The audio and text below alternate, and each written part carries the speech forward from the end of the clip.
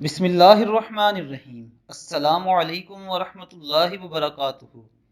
حضرت ابو امامہ باہلی رضی اللہ تعالی عنہ فرماتے ہیں کہ میں نے رسول اللہ صلی اللہ علیہ وآلہ وسلم سے سنا، آپ ارشاد فرماتے تھے، قرآن پڑھا کرو، وہ قیامت کے دن اپنے پڑھنے والوں کا شفیع بن کر آئے گا، خاص کر زہراوین یعنی اس کی دو اہم نورانی صورتیں سورۃ البقرہ اور آل عمران پڑھا کرو، وہ قیامت کے دن اپنے پڑھنے والوں کو اپنے سائے میں لیے اس طرح آئیں گی جیسے کہ وہ ابر کے ٹکڑے ہیں یا سائبان ہیں یا سب باندھے پرندوں کے پر ہیں۔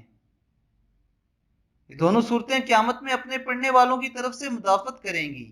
آپ صلی اللہ علیہ وآلہ وسلم نے فرمایا، پڑھا کرو سورہ بقرہ، کیونکہ اس کو حاصل کرنا بڑی برکت والی بات ہے اور اس کو چھوڑنا بڑی حسرت اور ندامت کی بات ہے، اور اہل باطل اس کی طاقت نہیں رکھتے۔